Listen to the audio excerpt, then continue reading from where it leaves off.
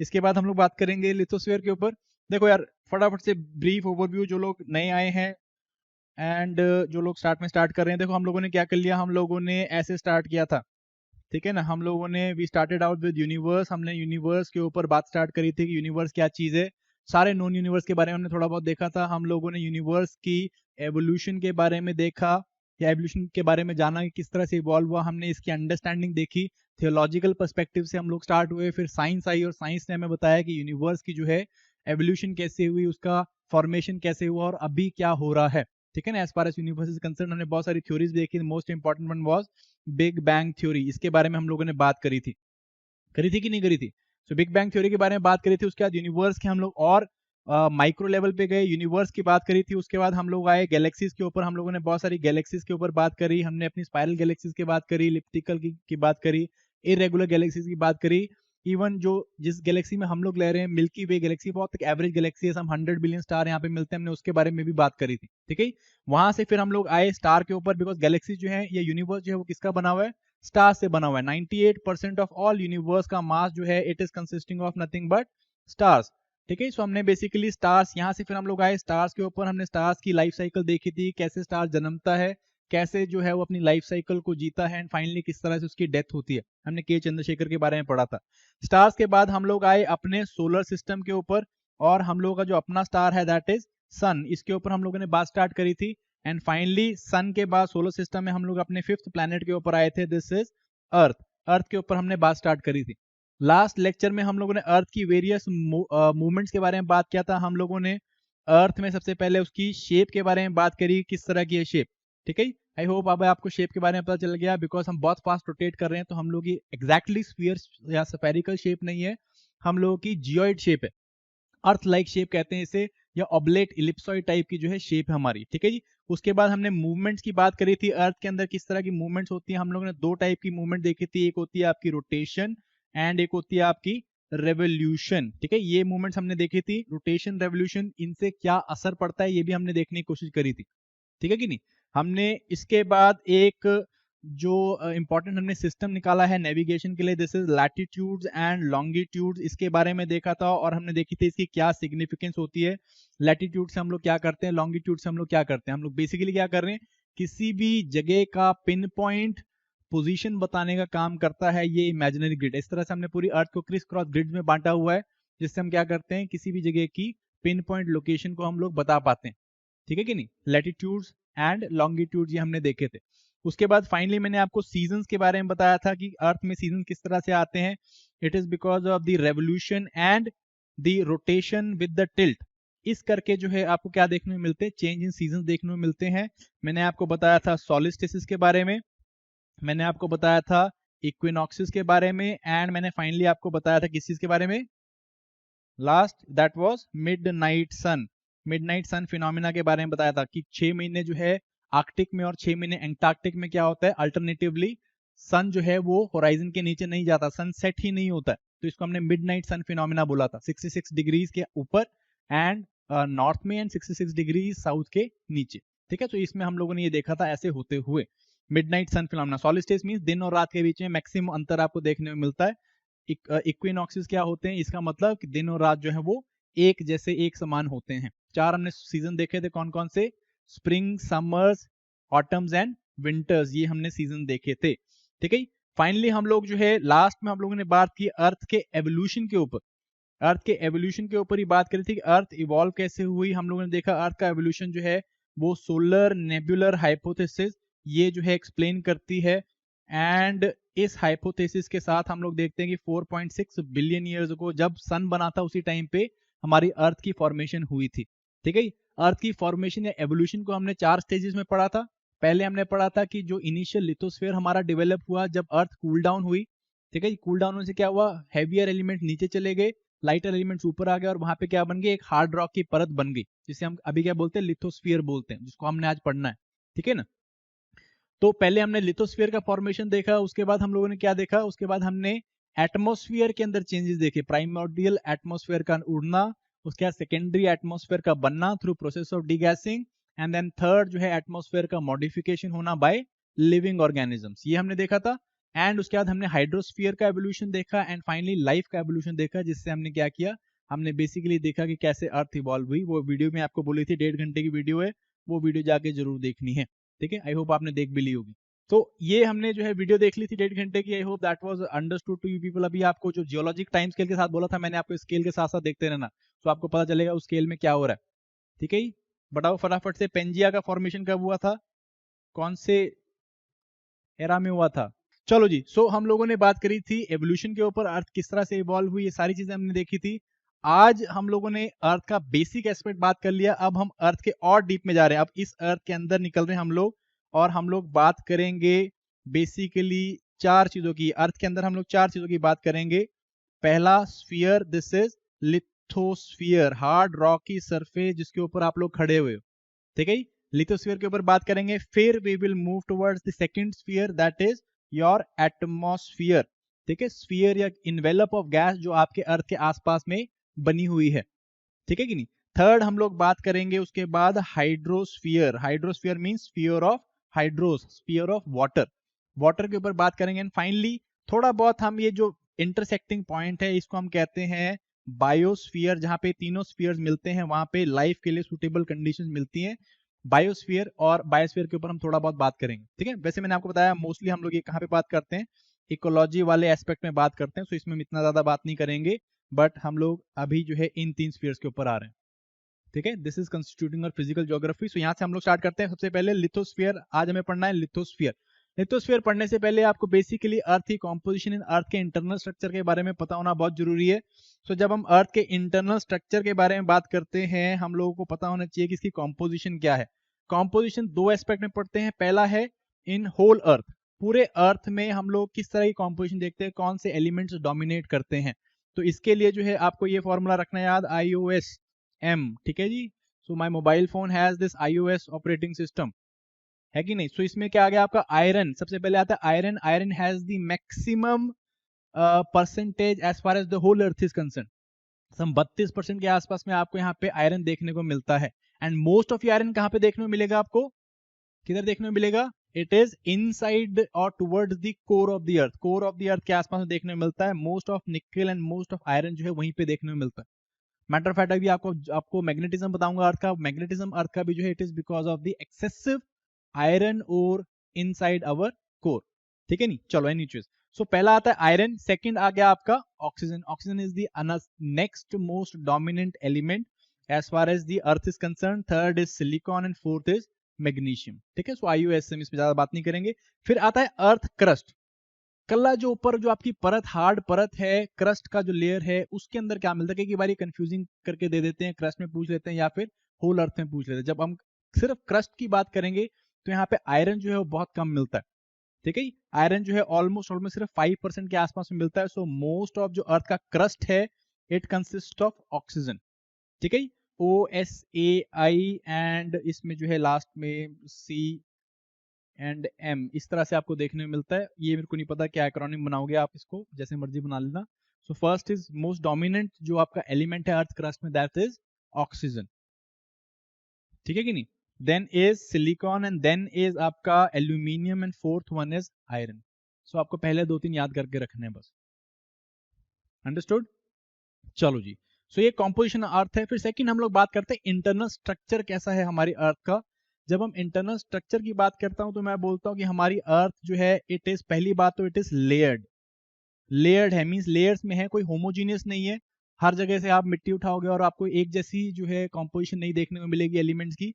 It is layered, as you go deep आपको जो है अलग अलग कॉम्पोजिशन ऑफ एलिमेंट देखने को मिलेगी। लेयर्ड है, सो स्ट्रैटिफाइड है। तो क्वेश्चन आता है कि व्हाई इट इज स्ट्रैटिफाइड, क्यों जो है अर्थ की कॉम्पोजिशन या अर्थ की जो इनर स्ट्रक्चर है वो स्ट्रैटिफाइड है into this 3 layers, crust, mental and core. बताओ भाई, अर्थ की लेयर स्ट्रैटिफाइड क्यों है?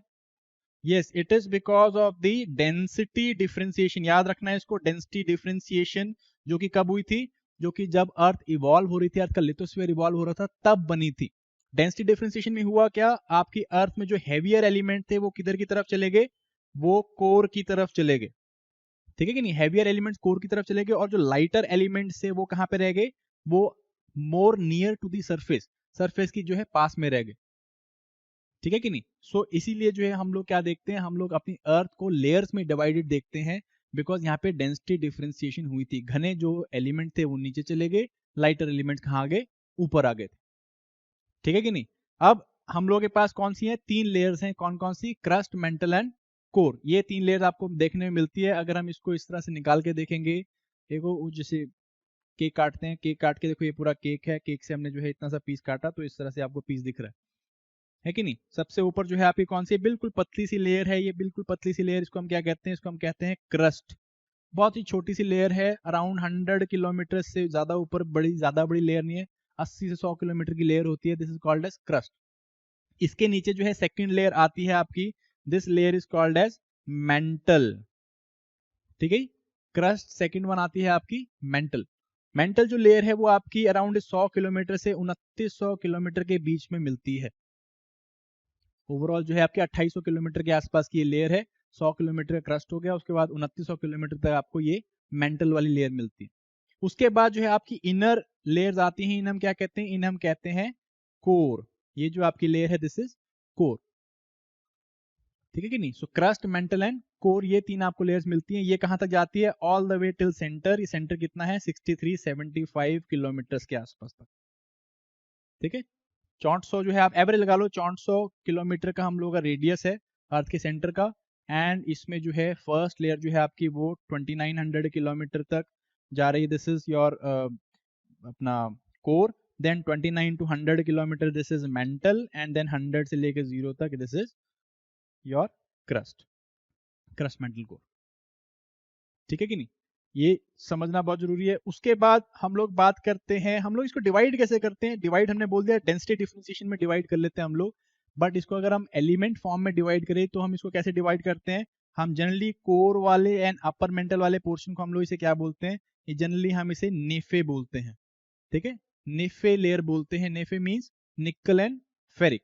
मोस्ट ऑफ दिस जो लेयर है it is made up of nickel and iron. ठीक है कि नहीं, nickel and iron they are the most dense element जो कि हम लोग को यहाँ पे देखने में मिलते हैं। एंड मोस्टली जो है या मैक्सिमम जो आपको यहाँ पे कंसंट्रेशन दिखेगी वो निकल एंड आयरन की दिखेगी। ठीक है कि नहीं। देन उसके बाद आपका part of your mantle, it consist of another layer, this is called as sima. What is the sima, it is silicon and magnesium. ठीक है कि नहीं। And most of upper mantle आपका and part of your crust, it consist of third layer, this is called as सियाल।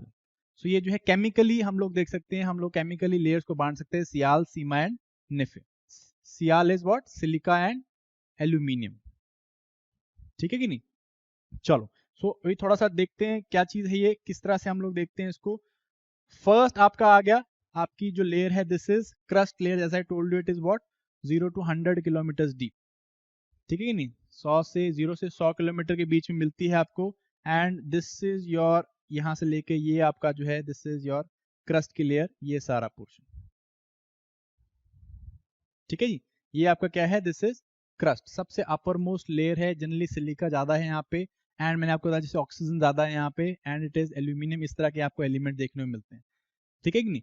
इस crust के ऊपर भी जो है 2 तरह का क्रस्ट है। एक आपका जो ओशियानिक क्रस्ट है जिसके ऊपर ओशियंस हैं, ये ओशियन जो है जिसके ऊपर, जिस क्रस्ट के ऊपर ओशियन मिलेगा आपको वो ओशियानिक क्रस्ट है। एंड जिसके ऊपर आप लोग बैठे हुए हो this is what, this is continental crust. ठीक है ना। ये देखो आप अगर इसे बोलो हिमालयाज हैं, तो ये क्या हुआ आपका, ये चंडीगढ़ हो गया। ठीक है, यहाँ पे जो है O2IS अकेडमी की बिल्डिंग है, तो आप यहाँ पे बैठे हुए हैं। सो इट इज बेसिकली व्हाट, आप कॉन्टिनेंटल क्रस्ट पे बैठे हो। ठीक है, oceanic crust and continental crust. ठीक है कि नहीं। अब ये क्रस्ट की लेयर भी जो है इट इज नॉट होमोजीनियस। इसमें भी जो है आपको क्या मिलती है, डिसकॉन्टिन्यूटीज देखने में मिलती है, या अलग अलग जो है इसमें लेयर्स देखने में मिलती है। 2 इंपॉर्टेंट लेयर्स हैं। ये क्रस्ट की लेयर भी जो है, अगर मैं ये लेयर दिखाता हूँ आपको क्रस्ट की है, तो क्रस्ट के बीच में भी आपको 2 डिसकॉन्टिन्यूटी मिलती है जो कि इसे डिवाइड करती है किसमें, अपर क्रस्ट एंड लोअर क्रस्ट में। ठीक है कि नहीं, अपर क्रस्ट एंड लोअर क्रस्ट में। इस डिसकॉन्टिन्यूटी को हम लोग क्या बोलते हैं, इस डिसकॉन्टिन्यूटी को हम लोग बोलते हैं कॉनराड डिसकॉन्टिन्यूटी। ठीक है कि नहीं। सो ये डिसकॉन्टिन्यूटी याद रखनी जरूरी है, क्यों, बिकॉज यूपीएससी वाले भी बेसिक क्वेश्चन नहीं पूछते यार, थोड़ा डीप में चले जाते हैं।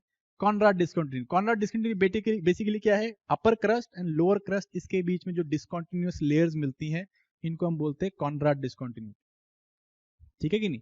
उसके बाद नीचे क्या आ जाता है आपका, यहां से टिल यहां तक आपको क्या मिल रहा है देखने को, मेंटल। मेंटल भी जो है अपने आप में दो हिस्से में डिवाइडेड है। ये portion, this portion is called as lower mantle, this is called as lower mental, and this portion is called as what, this portion is called as upper mental, upper mental and lower mental, ठीक है कि नहीं। अपर mantle ये देखो ये है आपका, उसके बाद दूसरे कलर से दिखाता हूँ, वेट एक मिनट, ये आपका मेंटल है, एंड ये मेंटल भी आपको दो हिस्सों में मिलता है, एक आपका हो गया लोअर मेंटल एंड एक हो गया आपका अपर मेंटल, अंडरस्टूड। ये दो जो है ये भी डिवाइडेड है, और ये जो लेयर है दिस पॉइंट यहाँ पे क्रस्ट जो है वो मेंटल से सेपरेट होता है, यहाँ पे भी एक डिसकंटिन्यूटी है। इस डिसकंटिन्यूटी को हम लोग क्या कहते हैं, इसको हम लोग कहते हैं मोहोरोविक डिसकंटिन्यूटी, मोहोरोविक। ये अजीब से नाम क्यों है, इट इज बेसिकली जिन्होंने डिस्कवर किया उनके नाम पे रखा हुआ है बॉस, ठीक है। तो इसमें हम कुछ नहीं कर सकते, मोस्ट ऑफ देम पोलिश हैं, जर्मन हैं, तो सबके नाम ऐसे ही हैं, ठीक है कि नहीं। किसी पंजाबी ने किया होता तो गुरविंदर ही बोल देते, बट अगेन ऐसा कुछ हुआ नहीं, तो most of them are like this one, ठीक है। Mohorovicic is what, it is between core and mantle, याद सॉरी क्रस्ट एंड मेंटल, ये याद रखना है आप लोग, क्रस्ट एंड मेंटल के बीच में क्या आया, मोहोरोविक। क्वेश्चन पूछ लेते हैं यार, ये आया भी हुआ पिछली बारी क्वेश्चन में, 2013 के आसपास में आया हुआ है, दैट इज व्हाई बहुत डीपली करवा रहा हूँ। उसके बाद यहाँ से एक और चीज आपको ध्यान देनी है, अपर मेंटल में, ये अपर मेंटल में ये वाला पोर्शन जो मैं आपको दिखा रहा हूँ, इधर वाला पोर्शन अपर मेंटल में, अपर मेंटल में जो है अपने को एक प्लास्टिक लेयर देखने में मिलती है अपर मेंटल में, ये वाले पोर्शन में। इधर जो है आपको एक प्लास्टिक या एक स्टिकी सी वेरी फ्लूइड सी layer, not very fluid means very dense सी लेयर देखने को आपको मिलती है, स्टिकी प्लास्टिकी रॉकी लेयर। ये जो लेयर है it is made up of molten rocks, ठीक है जी, गले हुए या मोल्टन आपके रॉक्स की बनी हुई है। यहाँ पे रॉक्स जो है मोल्टन स्टेट में, स्टिकी सी बड़ी ही विस्कस मोल्टन रॉक्स यहाँ पे आपको देखने में मिलती हैं। एंड ये बाकी का सारा पोर्शन, ये जो सारा पोर्शन मैंने आपको दिखाया, this portion is made up, ये जो सारा पोर्शन है ये वाला portion, this portion, all of this portion, ये क्या कर रहा है, ये स्टिकी लेयर के ऊपर तैर रहा है, ठीक है कि नहीं। सो हम लोग अगर बोलते हैं कि हम लोग सॉलिड ग्राउंड के ऊपर हैं, तो दैट वुड बी रॉन्ग। हम लोग एक्चुअली क्या है, हम लोग एक ऐसी लेयर जो कि एक मोल्टन रॉक की बनी लेयर है, उसके ऊपर हम लोग जो जो भी आपका हार्ड पार्ट है वो इसके ऊपर फ्लोट कर रहा है, ठीक है। इस लेयर को हम लोग क्या बोलते हैं, इस लेयर को हम लोग बोलते हैं एस्थेनोस्फियर, ठीक है। This sphere is called as asthenosphere, ये वाला जो पोर्शन है, this is asthenosphere, this is made up of what, this is made up of molten rocks, ठीक है। और ये सारा जो भी पार्ट है, this whole part, part of your crust, part of your crust, ये वाला पोर्शन, ये वाला portion, and part of your upper mantle, crust and upper mantle, ये जो है मिलके ये इस एस्थेनोस्फीयर के ऊपर क्या कर रहे हैं, फ्लोट कर रहे हैं, ठीक है। And it is this crust, इस क्रस्ट को एंड इस अपर मेंटल को हम लोग कलेक्टिवली क्या बोलते हैं, हम लोग लिथोस्फीयर बोलते हैं, ठीक है। तो लिथोस्फीयर आपका क्या पार्ट है, लिथोस्फीयर इज कंसिस्टिंग ऑफ आपका क्रस्ट एंड आपका वो पार्ट अपर मेंटल का, ठीक है, ऊपर वाला अपर मेंटल का पार्ट जो कि एस्थेनोस्फीयर के ऊपर है, इस पोर्शन को हम लोग क्या कहते हैं, इस पोर्शन को हम लोग लिथोस्फीयर कहते हैं। इसके नीचे आपको क्या मिलता है, इसके नीचे आपको एक अपर मेंटल में एक लेयर मिल रही है, दिस इज मोल्टन रॉक की layer, this is called as asthenosphere. उसके नीचे जो है आपको क्या मिल रहा है, मेंटल मिल रहा है। लगा पता, इसको थोड़ा कंफ्यूजिंग है पर इसको थोड़ा ध्यान से समझना, ठीक है। उसके बाद आता है आपका अपर मेंटल एंड लोअर मेंटल, मैंने आपको बताया अपर मेंटल एंड लोअर मेंटल, इसके बीच में भी आपको एक क्या मिलती है, डिसकंटिन्यूटी देखने को मिलती है, ठीक है कि नहीं। इस डिसकंटिन्यूटी को क्या बोलते हैं हम लोग, इस डिसकंटिन्यूटी को बोलते हैं हम लोग, मैं भूल गया, चलो आगे देखने दो एक मिनट फटाफट, चलो ठीक है, it is Repetti, it is called as Repetti discontinuity, ठीक है कि नहीं, it is called as Repetti discontinuity, this is between upper mantle and lower mantle. Upper crust lower crust के बीच में कौन सी है, इट इज कॉनराड। क्रस्ट और मेंटल के बीच में कौन सी है, it is Mohorovicic. Upper mantle and lower mantle के बीच में कौन सी आई? रेपिटी। ठीक है। एंड उसके बाद आता है आपका मेंटल से कोर की तरफ। ये मेंटल हो गया एंड दिस इज कोर। ठीक है। यहां पे भी आपको ये डिसकंटिन्यूटी देखने को मिल रही है। This is the discontinuity. इसको हम क्या कहते हैं? इसको हम लोग बोलते हैं ग्यूटेनबर्ग डिसकंटिन्यूटी। अंडरस्टूड। इसके बाद आता है आपका आउटर कोर। ये फिर आपका कोर स्टार्ट हो गया, ये पूरा कोर है यहां तक। बट इसमें जो है आपको मिलता है पहले आउटर कोर। ये आउटर कोर जो है it is what? It is liquid in nature. Outer core is liquid in nature. And यहाँ पे आपको क्या मिलेंगे? यहाँ पे आपको मोल्टन आयरन एंड मोल्टन आपका निकल या इस तरह के बहुत ज्यादा हैवी एलिमेंट, हैवी आपके जो एटॉमिक नंबर के हैवी एलिमेंट्स आपको देखने को मिलते हैं यहाँ पे। And mostly radio active elements भी आपको यहाँ पे देखने को मिलेंगे। ठीक है। सो अगेन इधर जो है आपको क्या दिखेगा? Mostly it is in molten state. Molten क्यों है यहाँ पे? इट इज मोल्टन बिकॉज कि एज वी गो डाउन, हम लोग जैसे जैसे नीचे जाते रहते हैं, what happens? Temperature keeps on increasing. Temperature भी इंक्रीज हो रहा है एंड दी ओवरलाइंग प्रेशर जो है वो भी क्या हो रहा है? वो भी इंक्रीज हो रहा है। ठीक है कि नहीं? सो यहां तक आते आते हम 2900 किलोमीटर से नीचे जाते जाते क्या होता है? टेम्परेचर जो है वो बहुत ज्यादा इंक्रीज कर जाता है एंड प्रेशर भी कंपैरेटिवली इंक्रीज कर होता है। बट टेम्परेचर इतना ज्यादा होता है कि यहाँ पे जो भी एलिमेंट्स हैं ये सॉलिड स्टेट में नहीं रह सकते। ये जो है कहाँ पे पहुंच जाते हैं? लिक्विड स्टेट में पहुंच जाते हैं। तो मोस्टली यहाँ पे क्या मिलेगा आपको? लिक्विड स्टेट देखने को मिलेगी। अंडरस्टूड। एंड उसके बाद आता है आपका अराउंड 5100 किलोमीटर से नीचे जाओगे तो आपको यहाँ पे क्या देखने को मिलेगा? यहाँ पे आपको इनर कोर देखने को मिलेगा। वो क्या है? आपका outer core and this is called as inner core. ये इनर कोर जो है again it is what? It is solid in nature. अब ये आता क्वेश्चन वाई ऐसा काय को हुआ? नीचे जाते जाते टेम्परेचर इंक्रीज हो रहा था। आपका आउटर कोर तो लिक्विड में है बिकॉज टेम्परेचर बहुत ज्यादा इंक्रीज कर गया, पर इनर कोर जो है वो सॉलिड क्यों है? बता सकता है कोई? बिकॉज यहाँ पे जो है pressure it is very very high, बहुत ही ज्यादा हाई हो गया। यहां पर आते होते कंपैरेटिवली प्रेशर कम था बिकॉज यहाँ पे हैवियर एलिमेंट्स बहुत ज्यादा कम थे, मतलब थे बट इतने ज्यादा नहीं थे। बट यहां तक आते आते अगेन आपके ऊपर क्या है? पूरी हैवी एलिमेंट्स की लेयर पड़ी हुई है एंड इसके कारण प्रेशर जो है इट इंक्रीजेस वेरी हाई। इतना ज्यादा इंक्रीज हो गया प्रेशर का कि टेम्परेचर हाई होने के बावजूद जो है इतना ज्यादा प्रेशर है कि वो मॉलिक्यूल जो है दे कैन नॉट मूव एक दूसरे से दूर। ठीक है। So molecule they remain compact and compact रहने से क्या है? They remain in solid state. Solid state में रहते हैं।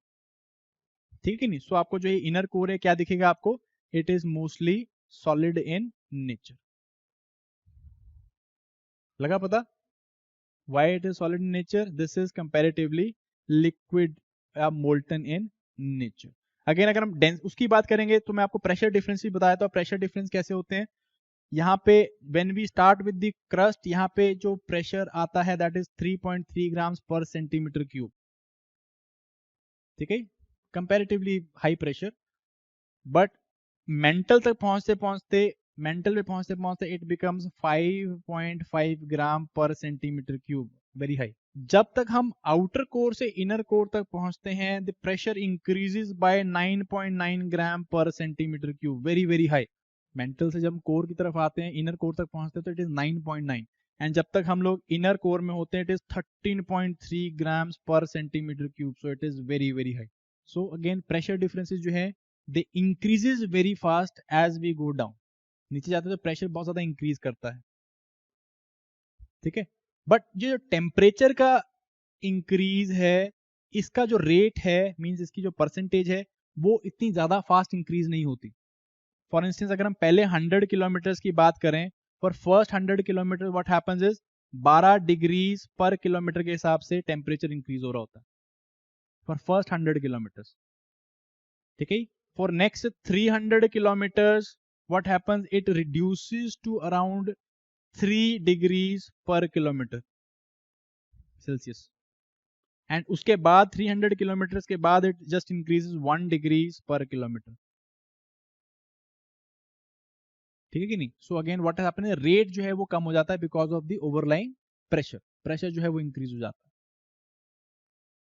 अंडरस्टूड। फिर outer core and inner core के बीच में भी आपको क्या देखने को मिलती है? एक डिसकंटिन्यूटी मिलती है देखने को। इसको हम लोग क्या कहते हैं? बता सकता है कोई? क्या कहते हैं इसे? इसे हम कहते हैं, भूल तो मैं भी गया। एक मिनट देखने दो मुझे भी, लेमन डिसकंटिन्यूटी कहते हैं। ठीक है, तो डिसकंटिन्यूटी हम फटाफट से यहाँ पे देख ही लेते हैं। Conrad discontinuity it is between upper crust and lower crust, इसके बीच में कॉनराड है। अपर मेंटल एंड लोअर मेंटल के बीच में सॉरी उसका क्रस्ट और मेंटल के बीच में आपको मिलती है Mohorovicic. Then upper mantle and lower mantle के बीच में आपको देखने को मिलती है दिस इज रेपिटी।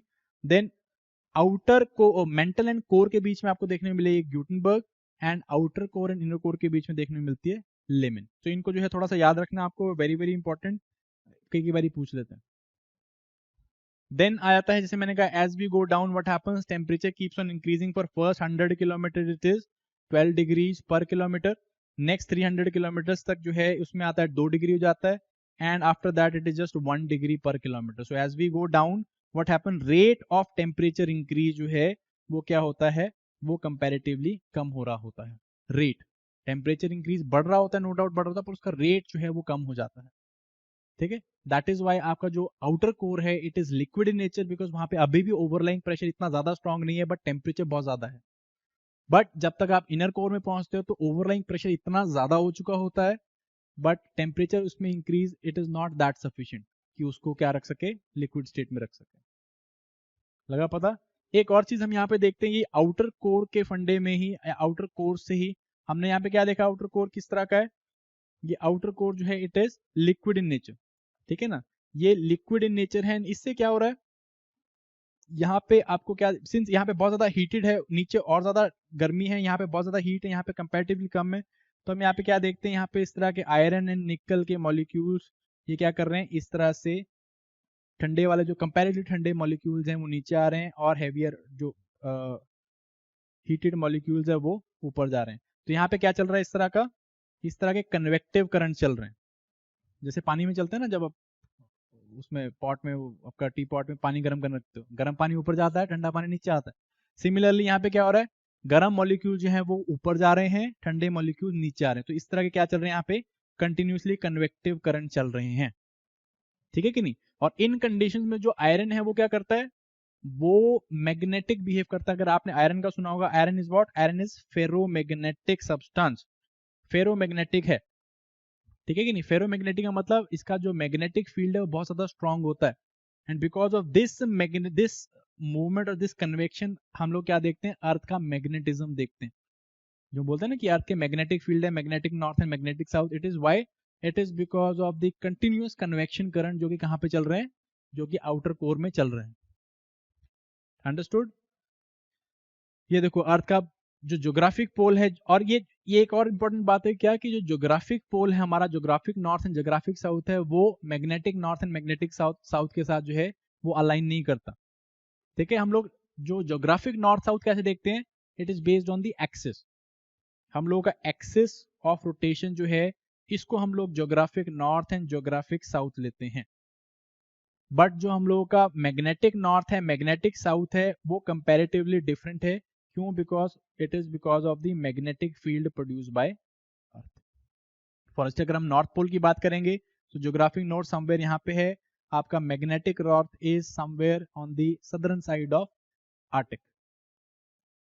ठीक है नहीं? सिमिलरली आपका जो मैग्नेटिक नॉर्थ है, सॉरी मैग्नेटिक साउथ है, जो आपका ज्योग्राफिक साउथ है it is somewhere here, but जो आपका मैग्नेटिक साउथ है it is somewhere lying in the eastern side of Antarctica, edge of the Antarctica, edge में है।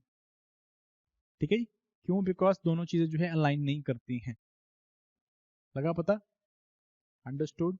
फिर उसके बाद हम लोग स्टार्ट करते हैं, थोड़ा इंपॉर्टेंट पार्ट ये तो हो गया, बेसिक चीजें अर्थ के जो आपका सॉरी जो लिथोस्फीयर को जानने से पहले, लिथोस्फेरिक थ्योरीज को जानने से पहले अपने को पता होना चाहिए कि what exactly is the internal structure of the अर्थ। ठीक है, इंटरनल स्ट्रक्चर कैसा है, क्रस्ट, मेंटल एंड कोर। आया समझ में कि दोबारा बना के दिखाऊं एक बारी? लग गया पता? इसको जो है एक बारी घर जाके दोबारा बना लेना, वेरी वेरी इंपॉर्टेंट, थोड़ा सा आपको पता चल जाएगा। ठीक है, सो देन हम लोग बात करते हैं थ्योरीज ऑफ लिथोस्फीयर के बारे में। नाउ लिथोस्फेरिक थ्योरीज मैंने आपको बताया, you need to understand what exactly lithosphere, lithosphere है क्या चीज, तभी उसकी थ्योरीज को समझेंगे। लिथोस्फीयर क्या है, वो hard part of the earth या hard surface of the earth जिसके ऊपर हम लोग खड़े हैं। ठीक है कि नहीं? वो hard part of the earth जिसके ऊपर हम लोग है, या जिसको हम सिंपली टेराफॉर्मा बोलते हैं, this is called as lithosphere. और मैंने पीछे आपको बताया लिथोस्फीयर जो है वो किस चीज का बना है, It is made up of crust, part of your crust and part of your upper mantle. Crust and upper mental. और लिथोस्फीयर क्या कर रहा है, ये एक मोल्टन रॉक्स की लेयर है कॉल्ड एज एस्थेनोस्फीयर, इसके ऊपर फ्लोट कर रहा है, तैर रहा है इसके ऊपर, ठीक है। बट इस तरह नहीं तैर रहा जैसे पानी के ऊपर तैरते हैं, क्यों? बिकॉज ये जो लेयर है it is what, it is hot plastic and highly viscous layer है, तो बहुत स्लो मूवमेंट हो रही है, ठीक है कि नहीं। लिथोस्फीयर सिमिलरली जैसे मैंने अगर यही लिथोस्फीयर है, ये नीचे अगर आप मान लो this is asthenosphere, right, asthenosphere, ये लिथोस्फीयर है, तो अगर इसके ऊपर ओशंस हैं और इसके ऊपर ही कॉन्टिनेंट्स हैं, तो जो ओशन वाला पार्ट है, हम लोग इसको ओशन वाले पार्ट को क्या कहते हैं, हम लोग कहते हैं इसे ओशियानिक लिथोस्फीयर, ठीक है। जैसे मैंने आपको ओशियानिक क्रस्ट, ओशियानिक आपका oceanic crust and continental crust बताया था, वैसे ही आपका क्या है, ओशियानिक लिथोस्फीयर है एंड ओशियानिक कॉन्टिनेंटल लिथोस्फीयर है, ठीक है कि नहीं। ओशियानिक लिथोस्फीयर की जो विड्थ है वो कंपैरेटिवली कम होती है as compare to continental crust. Continental crust can be of like 100 and 140 kilometre तक चला जाता है डेप्थ में, बट ओशियानिक क्रस्ट जो है it is like 40 to 80 kilometre के बीच। जिसके ऊपर ओशंस राइड कर रहे हैं दैट इज ओशियानिक लिथोस्फीयर, जिसके ऊपर कॉन्टिनेंट्स राइड कर रहे हैं दैट इज कॉन्टिनेंटल लिथोस्फीयर। क्यों जरूरी है अभी आगे बताऊंगा मैं, ये दोनों का डिफरेंस काय को जरूरी है, ठीक है कि नहीं, इसको इतना याद रखो। देन आता है कि theories of lithosphere. Basically theories of lithosphere क्या है कि लिथोस्फीयर कैसे इवॉल्व हुआ, ठीक है, ये लिथोस्फीयर कैसे इवॉल्व हुआ और अब कैसे इवॉल्व हो रहा है, और why it is in continuous movement, और इन मूवमेंट से क्या चीज निकल के आ रही है, क्या रिजल्ट निकल के आ रहा है। जैसे मैंने आपको बताया था, man is what, man is inquisitive, है ना, मतलब उसको क्वेश्चन करने की आदत है, अपने सराउंडिंग्स को समझने की आदत है। So man try to understand कि ये माउंटेन्स बनते हैं तो माउंटेन्स कैसे बनते हैं, why there are some at some places इस तरह के प्लेट्यूज क्यों बने हुए हैं, प्लेन्स क्यों बने हैं, ऐसे डिप्रेशन क्यों हैं, ठीक है कि नहीं। सो इस तरह के सराउंडिंग को समझने के लिए व्हाट वी डू, हम लोग क्या करते हैं, हम लोग थ्योरीज प्रपोज करते हैं कि नहीं, कि यहाँ पे जो है वो उसका वज्र गिरा होगा या फिर उन्होंने वो पर्वत उठाया होगा, तो ये थ्योरीज हैं। बेसिकली क्या है, देयर आर थ्योरीज। थ्योरीज क्या करती हैं, ये समझने की कोशिश करनी है कि ये पर्टिकुलर चीज कैसे निकल के आई थी, ये कैसे बनी थी, एवोल्यूशन कैसे हुआ, और अब इसमें चेंजेस कैसे आ रहे हैं। तो इन्हीं चीजों को जो है अंडरस्टैंड करने के लिए हमने ये थ्योरी स्टार्ट करी थी, लिथोस्फीयर को समझने के लिए कि लिथोस्फीयर कैसे इवॉल्व हो रहा है। अगेन स्टार्ट जो है ये कब से हो गया, पुराने टाइम से स्टार्ट हो गया। जैसे मैंने आपको ज्योग्राफी समझानी स्टार्ट करी थी, उसी टाइम से स्टार्ट हो गया था। मैंने आपको बताया था टॉलमी भी बात करता है इसकी, टॉलमी से पहले एनेक्सिमेंडर थे, ये इसकी बात करते हैं, इन्होंने फर्स्ट मैप्स बनाए, माउंटेन्स के बारे में बताया। बट इसकी जो कॉम्प्रिहेंसिव जो आपकी मॉडर्न डे थ्योरीज हैं लिथोस्फीयर के ऊपर, ये कब निकली, ये 1500 के टाइम से 1550s के आसपास में निकली,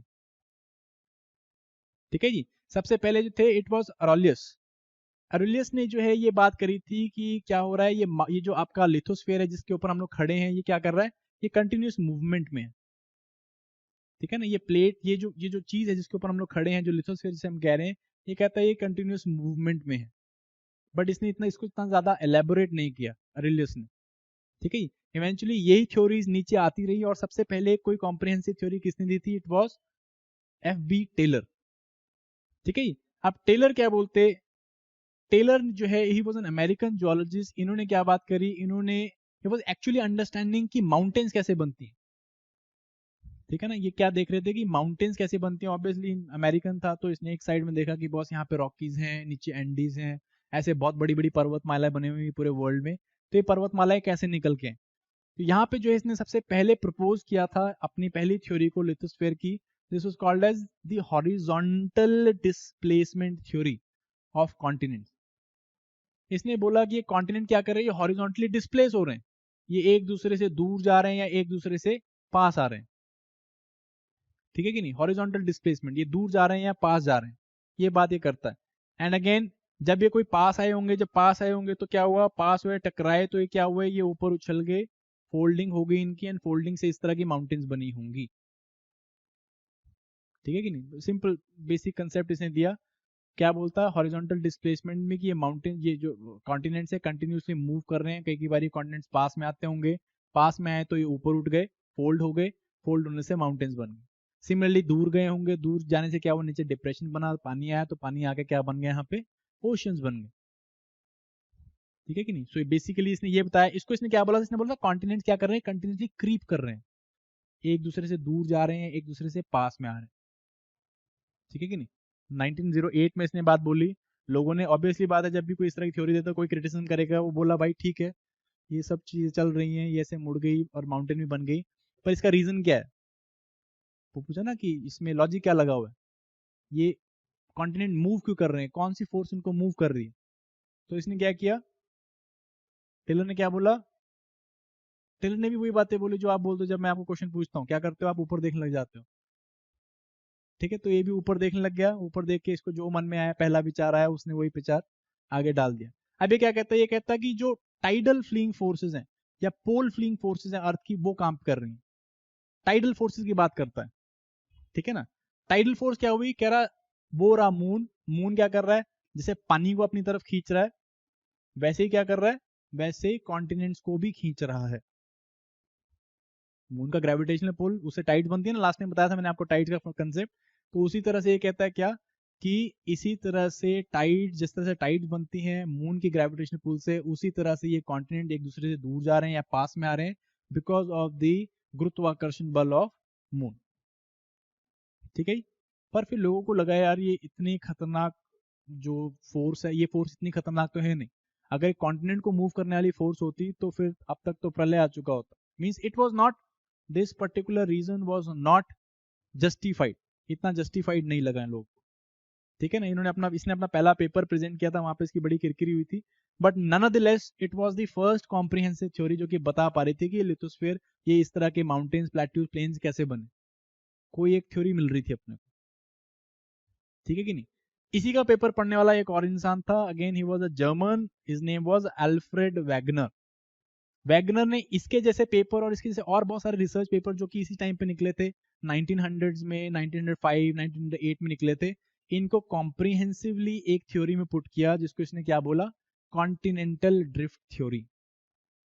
ठीक है, ये कॉन्टिनेंटल ड्रिफ्ट थ्योरी इसने जर्मन जियोलॉजिकल कॉन्फ्रेंस में पहली बारी 1912 में रखी थी।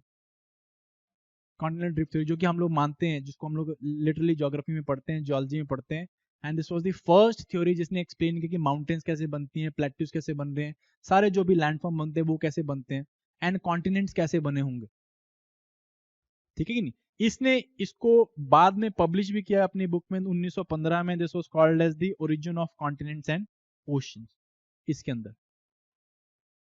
ठीक है, सो कई बार आपको अलग अलग बुक्स में अलग अलग वो दिखेंगे, कई में लिखा होगा कि अल्फ्रेड वैगनर ने कॉन्टिनेंटल ड्रिफ्ट थ्योरी 1912 में प्रपोज की, कोई कहेगा कि इसने 1915 में प्रपोज की। सो बेसिकली इसने 12 में प्रपोज करी थी, रिसर्च पेपर रखा था अपना, और इसने बुक जो है 1915 में छापी थी। सो दैट इज वाई ये कंफ्लिक्टिंग डेट्स मिल जाती हैं कई बार। ठीक है, so you don't have to worry, कोई पूछने वाला नहीं है, but you should know. Then Alfred Wegener ने बात क्या करी, क्या बोलता है, ये कहता है कि what happened before 200 million years ago, 200 million साल पहले हमारा जो भी लैंडमास है, जितना भी हम लिथोस्फीयर देखते हैं, जो भी लैंडमास था, हार्ड रॉक लैंडमास था, वो क्या कहता है, वो सारे जितने भी कॉन्टिनेंट थे वो सारे जो है चिपके हुए थे into a super massive continent. Earth में और कहीं पे लैंडमास नहीं था, बस यहीं पे एक लैंडमास था, और ये लैंडमास जो है इसके अंदर ही सारे कॉन्टिनेंट्स थे। ठीक है, मतलब then that was not continent, वो बेसिकली बोलता है कि एक बहुत बड़ा सुपर लैंडमास था, जिसको इसने क्या नाम दिया, जिसने इसको नाम दिया Pangaea. Pangaea means all earth, in Greek it means all earth. ठीक है, so it is this huge landmass which was there, and इसके आसपास में ये कहता, इसके आसपास में there was just a super water body, जिसको इसने क्या बोला, जिसको इसने बोला Panthalassa. This was called as Pangaea, Pangaea and Panthalassa. 200 million साल पहले जो है आपको सिर्फ एक सुपर कॉन्टिनेंट देखने को मिलता था, और एक सुपर वाटर बॉडी देखने को मिलती, सुपर ओशन देखने को मिलता था। इवन पेंथेल्सिया का मतलब ग्रीक में इट्स ऑल सी या ऑल वाटर। फिर ये क्या बोलता, फिर क्या हुआ, कह रहा कुछ 200 साल पहले, 200 मिलियन साल पहले क्या हुआ, इसमें दरार पड़ गई। ठीक है जी, मनमुटाव हो गया, एंड इवेंचुअली क्या हुआ, ये जो है टूट गया। 200 मिलियन साल पहले ये टूटना स्टार्ट हुआ, और ये टूट के दो हिस्सों में बिखर गया। दिस वाज कॉल्ड एज, ऊपर वाले पार्ट को हमने बोला लॉरेशिया, नीचे वाले को हमने बोला गोंडवाना लैंड, और इसके बीच में क्या आ गया, पानी भर गया। दिस पानी वाज कॉल्ड एज टेथिस। ठीक है कि नहीं, टूट के बिखर गया, बीच में पानी आ गया, पानी को क्या दिया इसने नाम, तेथिस सी बोल दिया। इवेंचुअली ये बोलता है उसके बाद से क्या हो रहा है, उसके बाद से कह रहा है टूटता ही रहे, टूटता ही जा रहा है। अगेन ये ऊपर वाला जो लोरेशिया वाला पार्ट है ये फर्दर टूट गया नॉर्थ अमेरिका में, यूरोप में, नीचे वाला पार्ट फर्दर टूटता रहा into Africa, into Antarctica, into India, Australia, इस तरह से अलग अलग टुकड़ों में टूटता रहा। ठीक है कि नहीं, 200 मिलियन साल पहले ये स्टार्ट हुआ, ये बात करता है। ठीक है, एंड इसके ऊपर इसने जो है बहुत सारे प्रूफ भी दिए थे, इसके अपने प्रूफ नहीं थे, अगेन वो जो पीछे के पेपर थे वहां से लिए कुछ, इसने अपने प्रूफ बनाए और इसने अपने प्रूफ भी दिए। ये बात करता है, देखो ये होती हुई छोटी सी एनिमेशन देख सकते हो, इस तरह से पहले एक this was completely a single land mass, then उसके बाद टूट गया दो हिस्सों में, लोरेशिया ऊपर निकल गया, नीचे गोंडवाना लैंड, एंड उसके बाद ये सारा जो है आज का प्रेजेंट डे देखने में मिलती है। ठीक है, इस तरह से आप इसको टाइम स्केल में भी देख सकते हो। Permian age some 250 million years ago, this was a complete landmass Pangea, and इसके आसपास में आपको पेंथेल्सिया मिलता था 200 साल पहले, some Triassic 200 million years ago, Triassic के टाइम पे what happened, it broke down into Laurasia and Gondwana land, and eventually धीरे धीरे टूटता रहा, Laurasia से निकल के आए आपके अमेरिकाज निकल के आए, एंड आपका यूरोप निकल के आया, एंड जितने भी भुक्का गरीब कंट्रीज थे वो कहाँ से निकल के आए, वो आए गोंडवाना लैंड से। ठीक है, बुक्का गरीब कंट्रीज, अफ्रीका, ठीक है, South America, then Indo Australia, and आपका एंटार्क्टिका में चलो कोई लेता नहीं तो बुक्का गरीब की बात ही नहीं। ठीक है, you will hear this word a lot, हम लोग इस अपने इस डिस्कोर्स में हम लोग बुक्का एंड गरीब की बात बहुत करेंगे। ठीक है, स्पेशली जब हम ह्यूमन रिसोर्सेज की बात करेंगे या मिनरल रिसोर्स की बात करेंगे, हम ये भी देखेंगे मिनरल रिसोर्स में मोस्ट ऑफ जो मिनरल्स है जिन्होंने आधुनिक सभ्यता की नींव रखी, फॉर इंस्टेंस जो आपका आप सो कॉल्ड इंडस्ट्रियल रेवोल्यूशन की बात करते हो, मॉडर्नाइजेशन की बात करते हो, it occurred based on two important mineral, that was coal and iron ore. और ये कोल एंड आयरन ओर दोनों कहाँ पे मिलते थे आपको, इधर मिले, मीन्स अच्छी क्वालिटी के इधर मिले, बाकी बेकार क्वालिटी तो है। ठीक है, चलो ये अभी बात नहीं करेंगे, ये बात कभी और के लिए छोड़ देते हैं। एविडेंस क्या दिया, लोगों ने पहले पूछा भाई बताओ ऐसा हो रहा है तो क्यों हो रहा है, तो इसने बहुत सारे रीजन दिए जो कि ऑरिलिस के टाइम से चले आ रहे थे, 1500 के टाइम से। कह रहा तो पहले तो देखो बचपन में हमने वो गेम खेली हुई है जिक्सो फिट वाली, ये चीज खाना यहाँ पे फिट हो रहा है, तो हमने देखा पहले तो बड़ी इजीली कॉन्टिनेंट जो है फिट हो रहे हैं। सबसे इजी मैच जो हो रहा था वो किसका था, वो अफ्रीका का था एंड आपके अमेरिका का था, साउथ अमेरिका का। ये जो फिटमेंट था वो कहता it is more than just coincidence, coincidence ज्यादा है, तो अगेन बिल्कुल ड्रॉप बाय ड्रॉप या बिल्कुल इंच बाय इंच जो है आप यहाँ पे जिक्सो फिट होते देख रहे हो, एंड दैट मीन्स ये कॉन्टिनेंट पहले कभी ना कभी क्या होंगे, जुड़े हुए होंगे। ठीक है, तो सिंपली जिक्सो फिट वाला काम दिया। So this was the main reason which was given by Alfred Wegener. But उसके बाद क्या हुआ, धीरे धीरे अल्फ्रेड वैगनर की थ्योरीज को काइंड ऑफ सॉलिडिफाई करने के लिए, काइंड ऑफ रीइंफोर्स करने के लिए और बहुत सारे आपको क्या मिले, प्रूफ्स मिलते रहे। फॉर इंस्टेंस हम लोगों ने रेडियोमेट्रिक डेटिंग का जो है कंसेप्ट निकाला, हम लोगों ने रॉक्स को जो है उनकी रेडियंट कार्बन डेटिंग करनी स्टार्ट की या रेडियोमेट्रिक डेटिंग स्टार्ट करी, तो हमने क्या देखा, हमने देखा कि जो बहुत ही ज्यादा एंशियंट रॉक्स है, 2 बिलियन साल पुरानी रॉक्स जो हैं, वो सिमिलर तरह की रॉक्स आपको ब्राजील में भी मिल रही हैं, सिमिलर तरह की रॉक्स आपको कहाँ पे मिल रही हैं, अफ्रीका में भी मिली। ठीक है ना, सिमिलर रॉक्स का एक ही टाइम स्केल की रॉक का या एक ही टाइप की रॉक का दो अलग अलग कॉन्टिनेंट में मिलना, एक ही टाइम पीरियड की रॉक का दो अलग अलग कॉन्टिनेंट में मिलना, दैट मीन्स वो कभी साथ में रहे होंगे। ठीक है ना, ये बात करते हैं। सिमिलरली मेरीन डिपॉजिट देखे गए, अगेन जब ये अमेरिका अलग हुआ इसके साथ से, तो अगेन जब ये अलग होगा तो यहाँ पे पानी आया, पानी आया तो यहाँ पे मछलियां ऑल द मरीन ऑर्गेनिजम्स आए होंगे, तो वो मरे भी होंगे, तो यहाँ पे उनके सेडिमेंट्स भी डिपॉजिट हुए होंगे। तो जब हम लोगों ने आज की डेट में वेस्ट अफ्रीका के सेडिमेंट्स को, मेरीन सेडिमेंट्स को एनालाइज किया और ब्राजीलियन कोस्ट के सेडिमेंट्स को एनालाइज किया, तो हमने देखा कि यहाँ पे सम जुरासिक एज से पीछे के सेडिमेंट है ही नहीं, मेरीन सेडिमेंट्स है ही नहीं जुरासिक एज के पीछे के, दैट मीन जुरासिक एज से पहले यहाँ पे पानी था ही नहीं, है ना। अगर मरीन सेडिमेंट्स उस एज से पीछे के मिल ही नहीं रहे, तो मीन्स यहाँ पे पहले पानी था ही नहीं, दैट मीन्स ये लैंडमास क्या थे, जुड़े हुए थे, ये बात बोलते हैं। ठीक है, this is called as basically marine sediments अपने को यहाँ पे मिले थे। फिर तीसरी इंपॉर्टेंट चीज जो बाद में निकल गया 40s 50s के टाइम पे हम लोगों ने और इस थ्योरी को रीइंफोर्स किया, दैट वाज टिलेट्स। अब टिल क्या चीज होती है, टिल या टिलेट्स क्या चीज होती है, देखो जब भी ग्लेशियर देख सुना होगा किसी ने, ग्लेशियर बर्फ का जो है again big mass of ice, जब वो मूव करता है, ग्लेशियर जब वो मूव करता है तो क्या करता है, वो सेडिमेंट्स को लेके चलता है, बहुत सारे सेडिमेंट्स को कैरी करता है, एंड इन सेडिमेंट्स जब ये ग्लेशियर्स पिघल जाते हैं तो इन सेडिमेंट्स को डिपॉजिट कर देते हैं। ठीक है, सो जो ग्लेशियल डिपॉजिट्स होते हैं, ग्लेशियल सेडिमेंट्स होते हैं, इन्हें हम क्या कहते हैं, टिल कहते हैं। ठीक है कि नहीं। और हम लोग विद टाइम क्या होगा, ये टिल हम लोगों ने खोदा, जमीन खोदी होगी तो हमें यहाँ पे कहीं पे टिल मिले होंगे, इस तरह के टिल्स मिले होंगे, तो हमें ये पता चलता है कि भाई इस टाइम पे हम लोगों ने क्या देखी, ग्लेशिएशन देखी होगी यहाँ पे किसी एरिया में। ठीक है ना, जैसे अगर आप अभी हिमाचल चल जाओगे या ऐसे ग्लेशियर वाली जगह में चल जाओगे तो वहां पे अगर आपको ग्लेशियर देखने को मिल जाएंगे, बट 2200 मिलियन साल बाद में भी वहां पे पहाड़ ना हो या वहां पे ग्लेशियर ना हो, बट अगर हम खोदेंगे वहां पे तो आपको वहां पे ग्लेशियर्स के निशान मिलेंगे, इस तरह के टिल्स मिलेंगे। ठीक है कि नहीं। सो हमने क्या देखा बेसिकली, यहाँ पे हमने देखा कि ये जो टिल हैं, ये जो टिल हम लोगों को 6 अलग अलग कॉन्टिनेंट से मिले, और ये 6 अलग अलग कॉन्टिनेंट में मिलने वाले जो टिल्स थे, जो सेडिमेंट थे, वो एक जैसे थे। क्या थे, वो एक जैसे थे। कौन से कॉन्टिनेंट में, अफ्रीका में हमने ये टिल्स देखे, फॉकलैंड आइलैंड्स ये आपके साउथ अमेरिका के साथ में, वहां पे देखे, मेडागास्कर में देखे, एंटार्क्टिका में, ऑस्ट्रेलिया में, एंड इंडिया में। ये अलग अलग कॉन्टिनेंट्स में जो कि बहुत दूर हैं एक दूसरे से, इन कॉन्टिनेंट्स के अंदर हम लोगों ने जब खुदाई करी तो हमें एक ही तरह के क्या मिले, सेडिमेंट्स मिले, टिल्स मिले। इसका मतलब इन, और एक ही टाइम फ्रेम के, इसका मतलब क्या है कि इन्होंने एक ही टाइम पे ग्लेशिएशन देखी होगी। ठीक है ना, इकट्ठे रहे होंगे एक ही टाइम में, यहाँ पे ग्लेशियर्स रहे होंगे, और इन ग्लेशियर्स ने जो सेडिमेंट छोड़े हैं, तभी ये सेडिमेंट एक जैसे हैं इन 6 कॉन्टिनेंट में। इसका मतलब पहले सेडिमेंट, पहले ये कॉन्टिनेंट क्या होंगे, जुड़े हुए होंगे। ठीक है कि नहीं। ये बात करते हैं, देखो साउथ अमेरिका, ये इस तरह के इन रीजन्स में हम लोग को सेम तरह के टिल देखने को मिले।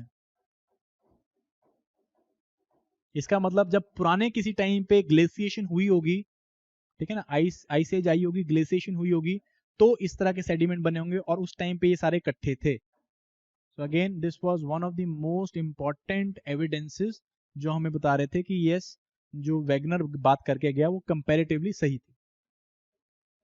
अंडरस्टूड। इसका मतलब क्या, इन सब ने एक ही तरह के प्लेयो क्लाइमेट देखे हैं, मींस ठंडे वाले क्लाइमेट देखे हैं। उसके बाद ऑर्गेनिक लाइफ के डिपॉजिट्स या ऑर्गेनिक लाइफ के जो हम लोगों को प्रूफ्स मिले, ऑर्गेनिक लाइफ के प्रूफ, जैसे कि फॉसिल के पहले बताता हूँ, कुछ फॉसिल इस तरह के मिले जो कि हम लोगों को ब्राजील में देखने को मिले, अफ्रीका में देखने को मिले सिर्फ। ठीक है, for instance the fossil of Mesosaurus, ये मेसोसॉरस जो है हमरे को इधर साइड में एंड इधर साइड में इसके क्या देखने को मिले, अवशेष देखने को मिले। This is Mesosaurus. Mesosaurus some 200 million साल पहले एक जानवर मिलता था, रेप्टाइल था। It was more so like modern day crocodile, आज के क्रोकोडाइल की तरह था, फ्रेश वाटर में रहता था। Since it was a reptile, fresh water में रहता था, ये इतना बड़ा कॉन्टिनेंट को पार, इतना बड़े ओशन को पार नहीं कर सकता, अटलांटिक ओशन जितनी चीज को। तो इसका मतलब पहले जो है ये लैंडमास इकट्ठा रहा होगा, और इस एरिया में ये पर्टिकुलर मेसोसॉरस मिलता था। बट विद टाइम क्या हो गया, विलुप्त हो गया, तो इसके अवशेष आपको यहाँ पे यहीं पे देखने को मिले।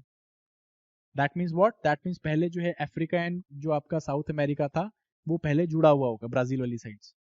ठीक है, सिमिलरली एक अभी भी जो एक और एनिमल देखने को मिलता है, दिस इज लेमूर। लेमूर देखा किसी ने, किसी ने देखा लेमूर? हाँ वो, यस, मूव इट वाले गाने में, तो मूव इट वाले गाने में वो जो जितने भी बंदर से दिखाए हुए सारे लेमूर्स हैं। They are only found in Madagascar now, only found, the only place where this lemurs, this so called prime या old world monkeys they are found is only in Madagascar. But पहले जो थे this primate या this lemurs, they were found all over the coast of Brazil, Africa and India. Matter of fact India में तो अभी ये सम 70 million साल पहले तक भी मिलते थे। सो दैट मीन्स व्हाट, इस बंदर को निशे बना, मतलब इट वाज हिज निशे, लेमूर का निशे था मेडागास्कर वाला रीजन। सो अगेन ये कैसे रहा होगा, ये रहा होगा कि जब ये चीजें इकट्ठी रही थी तो, so it was found in this area. ठीक है, in part of India, part of Madagascar, part of Africa, but now they were ellipsed, ये यहाँ से चले गए, पर यहाँ पे इनके fossils मिले हैं, and finally they are found in Madagascar. That means ये तीनों areas जुड़े हुए होंगे। ठीक है। सो इस तरह के आपको एग्जांपल्स मिलते रहे। Next one is प्लेसर deposit, gold के डिपॉजिट। ठीक है, गोल्ड कहाँ पे मिलता है आपको? सेडिमेंट रॉक्स में मिलता है, बात करेंगे आगे जब गोल्ड की बात करेंगे। सो सेडिमेंट रॉक्स में मिलता है, और हमने देखा कि ये सेडिमेंट रॉक्स दोनों साइड में मिल रही हैं, the armpit of Africa as well as the Brazilian coast. दोनों जगह जो है गोल्ड के बहुत सारे डिपॉजिट देखने में मिलते हैं। क्यों? अगेन क्योंकि ये एक ही तरह की इसने जियोलॉजिक एज देखी होगी। ठीक है, सो इधर मिलना है इधर मिलना है, इसका मतलब क्या है? देखा ना, यहाँ पे ये सेरिलियोनी घाना वाला रीजन है, गोल्ड मिलता है यहाँ पे, एंड इधर वाली जगह में भी मिलता है। मूवी देखी होगी किसने, वेलकम टू द जंगल? नहीं देखी किसने? ड्वेन जॉनसन की, द रॉक की। चलो कोई चक्कर नहीं, देखना जाके, तो यहाँ पे इसकी गोल्ड के ऊपर ही फाइट है। ठीक है जी, चलो। So that means we are understood now. हम लोग बहुत सारे रीजंस आए टू अंडरस्टैंड और टू नो कि that whatever Wegener said was actually true, that Pangaea did form, Pangaea बना था, पेंजिया टूट गया, एंड ये सारे कॉन्टिनेंट्स बने हैं। ठीक है, timeline was also comparatively okay. But then वही वैगनर से भी वही सवाल पूछा जो टेलर से पूछा था। क्या पूछा? कि भाई ये रीजन क्या है इसका, what is the reason for such a, what is the kind of force, इतनी मैसिव फोर्स कहां से आई कि ये कॉन्टिनेंट इस तरह से रिप अपार्ट हो गए, टूट गए? What was the reason for it? तो अपना वैगनर ने क्या किया? वैगनर ने भी वही किया जो टेलर ने किया था।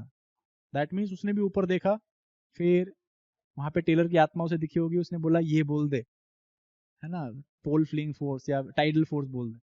तो भाई ने क्या बोल दिया वहां पे? कह रहे एक तो जो टेलर ने बोला था टाइड फ्लिंग फोर्स, ये तो है ही है, साथ में उसे पता था कि क्रिटिसिज्म मिले ना इसको कि भाई ये कल्ली फोर्स इतना ज्यादा काम नहीं कर सकते, तो उसने एक और फोर्स लगा दी, ये बोलता पोल फ्लिंग फोर्स ऑफ अर्थ। तो इसने दो फोर्सेस की बात करी, एक because of the moon, what is happening, moon जो है वो क्या कर रहा है, वो कहीं ना कहीं से अर्थ की ग्रेविटेशन, अर्थ के ऊपर ग्रेविटेशन पुल लगा रहा है। प्लस इसने बोला अर्थ जो है अपनी धुरी में बहुत फास्ट घूम रही है। इतनी फास्ट घूमने से क्या हो रहा है? इतनी फास्ट घूमने से कुछ भी जो है वो इधर से इधर आते हुए उसकी स्पीड बढ़ जाती है, and because of that what happens, because of such speed, because of the pole fleeing, उस टाइम पे इसने बोला जैसे pole fleeing force, pole fleeing force से क्या हो रहा है, ये कॉन्टिनेंट टूट रहे हैं। आई समझ में? कॉन्टिनेंट टूट रहे हैं क्यों? बिकॉज अर्थ बहुत फास्ट घूम रही। लगा पता? लोगों ने बोला बहुत बढ़िया, मजा आ गया, है कि नहीं? मतलब नया कुछ कंसेप्ट दिया था तो लोगों को लगा अच्छी बात है, इसको किसी ने शाबाशी दे दी, तो ये वहां रुका नहीं, फूक में आ गया।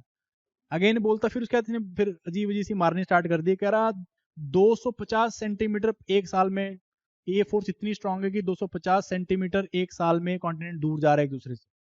अब लोगों को लग गया पता कि ये थोड़ा सा, ठीक है, ज्यादा फॉर्म में आ गया भाई। So again what happened was, he said, he gave the reason की द स्पीड और बेसिकली ये कॉन्टिनेंट्स की इधर उधर मूव करने की it's around like 250 centimetre in year. और बाद में हमें पता चला क्या, कि it is not more than 2.5 centimetre. ठीक है, कि मैक्सिमम जो स्पीड हम लोग देख रहे थे कॉन्टिनेंट की मूव करने की, इट वाज 2.5 सेंटीमीटर। क्योंकि अगर हमने बेसिकली 250 सेंटीमीटर एक साल में मूव करता तो कॉन्टिनेंट्स बहुत पहले बन चुके होते, और अब तक शायद खत्म भी हो चुके होते, फिर से चिपक गए होते कहीं पे। सो जो कॉन्टिनेंट की मूवमेंट है, it is comparatively very less as compare to the speed और the rate suggested by Wegener. Wegener ने जो बोला वो इतना ज्यादा ही बोल गया भाई। ठीक है कि नहीं? फिर और भी क्रिटिसिज्म निकल के आएगी, even pole fleeing force can not be that strong कि वो इतने मैसिव कॉन्टिनेंट्स को क्या करे, तोड़ दे और इनको एक जगह से दूसरी जगह मूव करने लग जाए। फाइनली किसको ये भी पता चला कि ये जियोलॉजिस्ट ही नहीं है, इसके बाद जियोलॉजिस्ट की डिग्री नहीं है। ठीक है, तो वो भी एक क्रिटिसिज्म निकल के आया कि बहुत से तो जियोलॉजिस्ट है ही नहीं, ये तो ऐसी आके बोल रहा है बातें। सो बेसिकली उस टाइम पे we did not require degrees यार, उस टाइम पे there was an idea of true renaissance man, हर कोई हर जगह घुसता था। ठीक है, most of the scientist were like multiple discipline में साइंटिस्ट।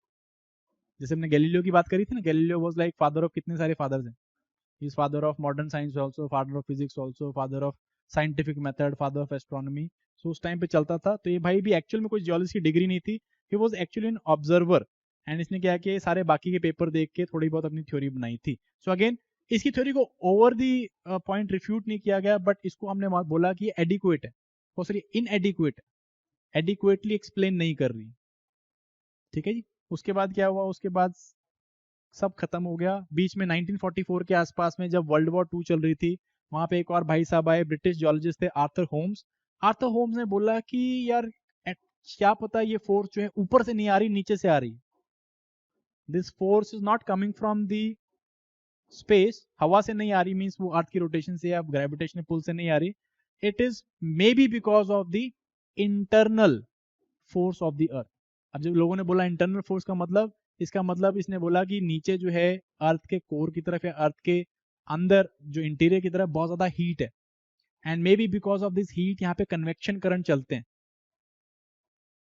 कन्वेक्शन करंट से क्या होगा, कन्वेक्शन करंट इतनी पावर देते हैं कि ये जो कॉन्टिनेंट्स है ये मूव कर रहे हैं एक दूसरे से, या एक दूसरे की तरफ या एक दूसरे से दूर। ये बात बोली इसने। बट उस टाइम भी इस थ्योरी के ऊपर ज्यादा काम नहीं किया। इसे हम कई बार क्या होते हैं, मेंटल कन्वेक्शन थ्योरी कहते हैं, इसे हम सिंपली मेंटल प्लूम थ्योरी भी बोलते हैं। इसने क्या बोला, कह रहा है कि ये जो अर्थ का इंटीरियर पार्ट है, ये आपका जो कॉन्टिनेंट्स है, may be this is Africa, this is America. इसने बोला क्या कि इसके नीचे जो है बहुत सारे कन्वेक्शन करंट चल रहे हैं, and he was almost right in his theory. But again completely इसको क्या नहीं कर पाया, जस्टिफाई नहीं कर पाया। यहाँ पे कन्वेक्शन करंट चल रहे हैं, एंड इन कन्वेक्शन करंट करके ये कॉन्टिनेंट्स बने होंगे।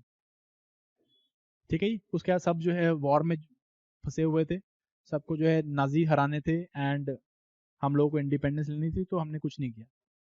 चलो हमने वैसे भी कुछ नहीं करना था, जियोलॉजी में हम लोग बहुत पीछे थे, बट ओवरऑल हमने देखा क्या, everybody was engage in war. And war में जो है कुछ इस तरह की टेक्नोलॉजीज निकल के आई जो गधों से पीस टाइम में नहीं निकली, बट अगेन वॉर टाइम में निकाली इन्होंने। सबसे इंपॉर्टेंट टेक्नोलॉजी जो इन्होंने निकाली थी यहाँ पे, इट वॉज सोनार। कोई बता सकता है सोनार क्या है? हाँ, कौन सी नेविगेशन? नेविगेशन तो एनए हो गया। It is sound navigation and ranging. ठीक है। अब इसमें हम लोग क्या करते थे, इसमें हम लोग ये बेसिकली निकल के कहां से आई थी सोनार, या मैं सोनार को यहाँ पे पढ़ा क्यों रहा हूँ, चलो फिर बाद में बताता हूँ। ये सोनार निकल के क्यों आई थी?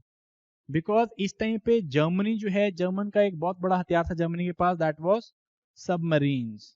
और जिन्हें जर्मनी क्या बोलते थे, यू बोट्स बोलते थे।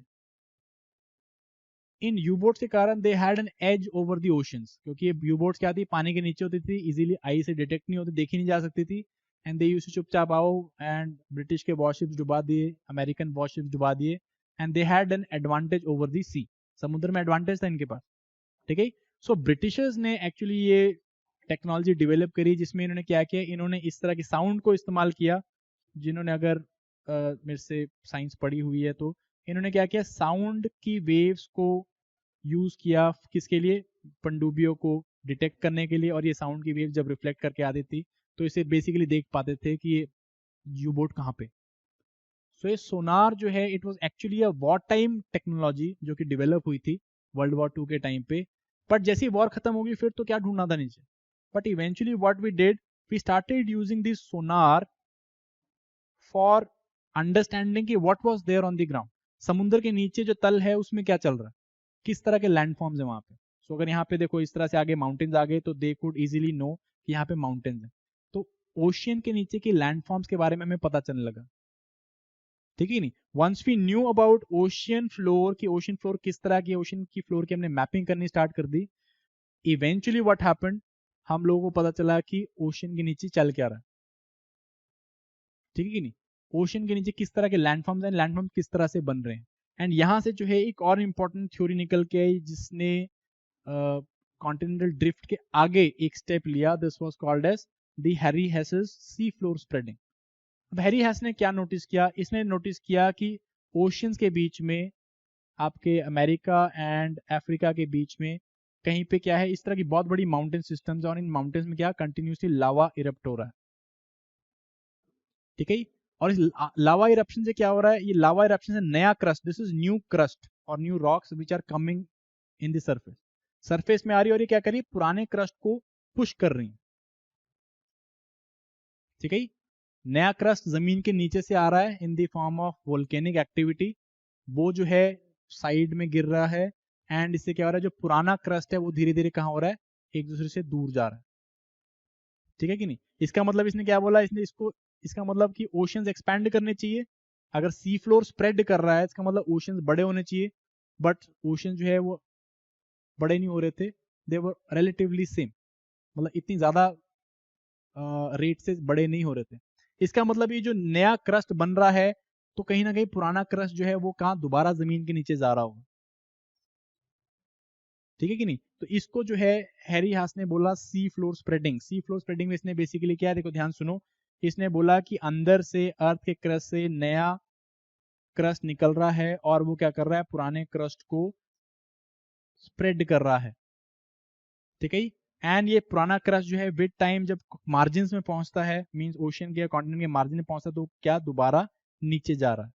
और इस तरह से जो है हम लोग कंटिन्यूस रॉक्स का क्या देख रहे हैं, कंटिन्यूस रॉक्स की रिसाइकलिंग देख रहे हैं। नया क्रस्ट बाहर आ रहा है, ओशन से दूर जा रहा है, एंड देन पुराना क्रस्ट क्या हो रहा है, वो जमीन के नीचे जा रहा है, ठीक है। This phenomena was called as the sea floor spreading. अब इसका प्रूफ क्या निकाल के लेके आए, प्रूफ देखा इन्होंने, जब हम लोगों के पास इस तरह की बड़ी हाई लेवल की पनडुब्बियां बन गई तो हमने क्या देखा, हमने देखा कि इस रिजेस, इस बड़ी जो जहां से वोल्केनो निकल रहा है वहां की हमने रॉक्स को डेट किया, ठीक है नहीं, इनकी रेडियोमेट्रिक डेटिंग करी, तो ये जो है अगेन इनकी एज सिमिलर थी और ये कंपैरेटिवली यंग रॉक्स थी। जैसे जैसे हम इस रिज से दूर जाते रहे, हम लोगों ने देखा क्या कि रॉक्स की एज जो है वो क्या हो रही है, वो पुरानी होती जा रही है। और दोनों साइड में एक्स एंड इस वाली साइड में, दोनों ही साइड में रॉक्स की एज सिमिलर थी। दैट मीन्स ये जो है पहले साथ में थी, बट विद टाइम नए क्रस्ट के बनने से क्या हुआ, ये रॉक्स धीरे धीरे दूर जा रही थी और सिमिलर एज की रॉक्स जो है दूर हो रही थी, और नया क्रस्ट जो है कहाँ हो रहा था, वो ओशन से बाहर आ रहा था, ठीक है नहीं। This was called as sea floor spreading. अब इस सबको ऐड किया गया, कॉन्टिनेंटल ड्रिफ्ट थ्योरी को, सी फ्लोर स्प्रेडिंग को, मेंटल कन्वेक्शन थ्योरी को, इस सब को जो है एक कॉम्प्रिहेंसिव थ्योरी में पिरोया गया। This was eventually called as the plate tectonic theory, ठीक है। Plate tectonic theory, plate tectonic theory में it was again suggested by McKenzie and Parker 1967 में इन्होंने इसको सजेस्ट किया था, but it was again systematized by a person called as Morgan. Morgan ने 1968 में इसका रिसर्च, इसका जो थियोरेटिकल पेपर लिखा, और इसमें क्या बोलता है कि जो हमारा जो ये हार्ड सरफेस है जिसके बारे में बात कर रहे हैं, जो लिथोस्फीयर है, ये कह रहा है एक सिंगल सॉलिड स्फीयर नहीं है, ये सिंगल सॉलिड लैंडमास नहीं है, बट ये छोटे छोटे टुकड़ों में बटा हुआ है। It is divided into plates. हमारा लिथोस्फीयर क्या है, it is divided into plates. कुछ प्लेट्स बहुत बड़ी हैं, कुछ प्लेट्स जो हैं बहुत छोटी हैं। तो बड़ी प्लेट्स एंड छोटी प्लेट। बड़ी प्लेट को इसने बोला देयर आर दो प्लेट, बड़ी वाली plate they were called as the major plates, छोटी वाली plate they were called as the minor plates, ठीक है। अब तो हम इसको एक और नाम लेते हैं, हम लोग माइक्रो प्लेट्स ही बोलते हैं, माइक्रो प्लेट्स भी एग्जिस्ट करती हैं। So major plates and minor plates.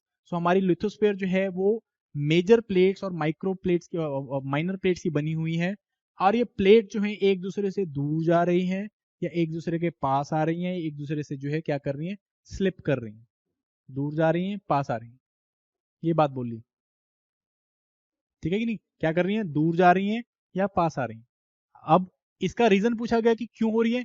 It is because ये कहते हैं कि जो मेंटल में इस तरह के कन्वेक्शन करंट चल रहे हैं, जो किसने बोला था, हॉम्स ने बोला था, मेंटल में जो है इस तरह कन्वेक्शन करंट चल रहे हैं। इन कन्वेक्शन करंट से जो है क्या हो रहा है, ये प्लेट्स या तो दूर जा रहे हैं या ये तो पास आ रहे हैं, ठीक है कि नहीं। ये बात बोलेगी। फॉर इंस्टेंस जैसे मैंने आपको पीछे इंटीरियर स्ट्रक्चर ऑफ द अर्थ दिखाया था, मैंने आपको इस तरह से सॉलिड बना के दिखाया था, राइट। ये आपका क्रस्ट वाला पार्ट हो गया, ये आपका मेंटल वाला पार्ट हो गया, और इसमें मैंने आपको क्या दिखाया, मैंने आपको यहाँ पे एस्थेनोस्फीयर दिखाया, ठीक है कि नहीं। अब ये नई जो थ्योरी आई, ये क्या बात करती, ये नई थ्योरी ने बोला कि ये जो लिथोस्फीयर है, ये लिथोस्फीयर बताया था मैंने आपको, दिस इज लिथोस्फीयर। ये lithosphere is made up of plates. ये जो है अलग अलग प्लेट्स का बना हुआ है, ऐसे प्लेट्स की बनी हुई है,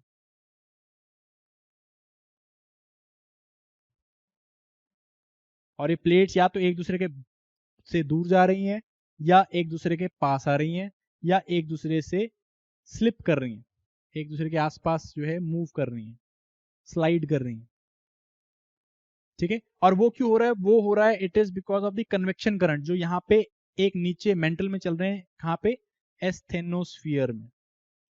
एस्थेनोस्फीयर में कन्वेक्शन करंट चल रही है, नीचे से हीट आ रही है तो ये गर्म है, गर्म जो रॉक्स हैं वो ऊपर आ रही हैं, और ठंडी रॉक्स जो है नीचे जा रही हैं। तो इस तरह से कन्वेक्शन करंट चल रहे हैं। ये कन्वेक्शन करंट जो है क्या कर रहे हैं, ये कन्वेक्शन करंट्स अपने ऊपर जो लिथोस्फेरिक प्लेट्स हैं इनको या तो एक दूसरे से दूर लेके जा रहे हैं या एक दूसरे के पास लेके जा रहे हैं। ठीक है जी, that is what your lithospheric, या जिसे हम इस थ्योरी को हम क्या कहते हैं, plate tectonic theory. Plates and they are moving either away from each other or close to each other based on the tectonic movement जो कि जमीन के नीचे चल रही है।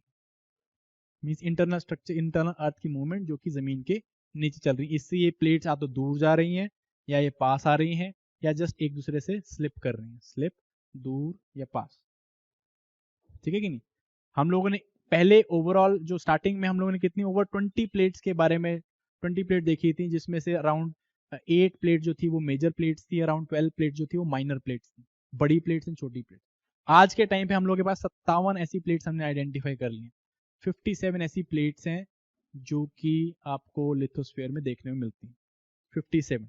ठीक है कि नहीं, major plate and minor plate. इसमें सबसे बड़ी प्लेट जैसे कि दिस इज पैसिफिक प्लेट, इसके ऊपर क्या है, ओशन है, तो ये पैसिफिक प्लेट है, पैसिफिक प्लेट। सबसे छोटी प्लेट जो कि बहुत ही छोटी प्लेट है, दिस इज जुआन डे फोका प्लेट। ऐसी बहुत बड़ी बड़ी प्लेट्स भी हैं, बहुत छोटी छोटी प्लेट्स भी हैं। ठीक है नहीं, ये प्लेट्स को मैं आपको वैसे दिखाता हूँ, देखो यहाँ पे ध्यान से देखो, this is Pacific plate, very huge plate जो आपको यहाँ पे देखने को मिलेगी। आपके एटलस में लास्ट पेज में आपको ये प्लेट टेक्टोनिक्स का मैप मिलेगा, जिसमें आपको ये प्लेट सारी देखने को मिल जाएगी।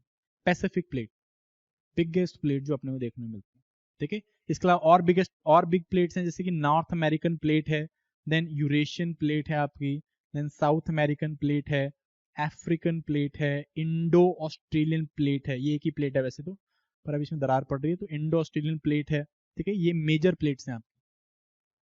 देन माइनर प्लेट्स है, मींस कंपैरेटिवली छोटी प्लेट, जैसे कि ये आपको North American plate and Pacific plate के और साउथ अमेरिकन प्लेट के बीच में है, this is Cocos plate, Cocos. Then Caribbean plate, Caribbean, ठीक है, जहाँ पे कौन से कैरेबियन आइलैंड्स हैं आपके, जमैका, किंगस्टन वाले आइलैंड जो है आपके, this is Caribbean plate. Similarly Nazca plate, Nazca plate किसके बीच में, south America and Pacific plate के बीच में। एंटार्क्टिक प्लेट, ये बहुत बड़ी प्लेट है, अगेन एंटार्क्टिक प्लेट भी बड़ी प्लेट में आ गया। ठीक है, इस तरह के बहुत बड़ी और छोटी प्लेट्स। अरेबियन प्लेट है, सारा आपका अरेबिया जो है वो एक सिंगल प्लेट के ऊपर है।